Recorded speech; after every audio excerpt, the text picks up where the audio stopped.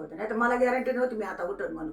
नाही का तुमच्या हाताला या आलं बरोबर. नाही तर माझी मलाच गॅरंटी नव्हती. नाही तर माझी मलाच गॅरंटी नव्हती. सुरुवातीला आताच अशी कंबर दुखायला लागली. आणि मग थोडं थोडं थोडं थोडं वाढत गेलं. थोडं थोडं वाढत गेलं एकदम जास्त झाले मला उठता बसता येईना. मग चोळायला नेलं. चोळल्यावर हे प्रॉब्लेम झाला पुढचा. काय त्रास झाला पुढं? पुढे मग मला परत बसता उठता येईना. म्हणजे हालता पण येत नव्हतं? हालता नव्हतं काहीच नव्हतं. हे पाय महिनेच असं वेदना चालल्या चावल्यासारखं. बरं. मी पार रडायची आणि नुसतं असं गार गार सोपकं लागायचं.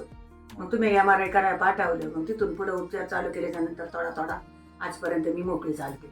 आता याला आता आपण उपचार जे केले त्याच्यानंतर तुम्हाला उपचारानंतर किती बरं वाटतंय ते सांगा. उपचारानंतर 1-2 वेळा टेस्टमेंट केल्या मी थोडी थोडी चालायच लागले ना काठीवर भीतीला धरून मी ते काठीवर वाकरतो थोडं थोडं टाळच. पण असं भीतीच्या सल्ल्याने चालतच राहिले मी. पण तुम्ही आता काम करताय सगळं? घरातलं सगळं करते. चालता येत नव्हतं? पार नाही मला बसता पण नव्हतं येत.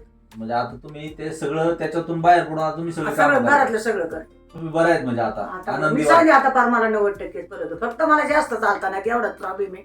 आणि दिवसात चालायला जास्त गेले का रग लागते कमर असे तापवाले होतं. म्हणजे आणि असे शांत बसते मग असं वाटतं मला आता काहीच नाही दुखत माऊ.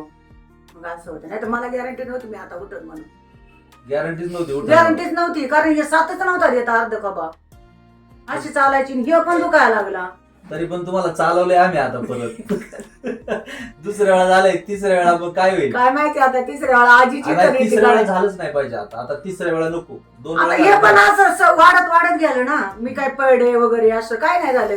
मी जास्त बजाचं पण काम नाही करीत. असं बाहेर येता नव्हतं येत. असं हालता नव्हतं येत. इतकी मी माझी परिस्थिती काय असेल तुमचं नशीब त्याच्यामुळे मी इथून आले. आमचं नशीब नाही आम्ही काम करतो. तुम्ही काहीतरी उपचार केलेत ना नाही का तुमच्या हाताला या आलं नाही तर माझी मलाच गॅरंटी नव्हती. आजींना तुम्ही ऐकलं ना त्यांना एक 15 ते 20 दिवसांपूर्वी सर्वसाधारणपणे 1 महिन्यापूर्वी चालता येत नव्हतं, हालता पण येत नव्हतं. आणि त्या आजींना स्वतःला असं वाटत होतं की आता राहिले असं आजी म्हणत होत्या. म्हणजे थोडक्यात आजीला असं वाटलं होतं की आपलं आयुष्य संपलं. म्हणजे ती उठेल असं तिला स्वतःला वाटत नव्हतं.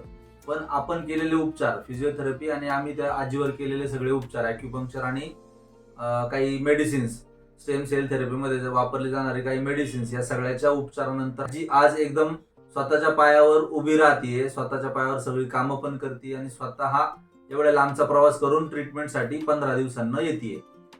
तर असं जर कोणाला बेड रिडन पेशंट असेल, एखाद्याला बिलकुलच चालता येत नसेल तर अशा पेशंटने नक्की आमच्याशी संपर्क साधावा. धन्यवाद.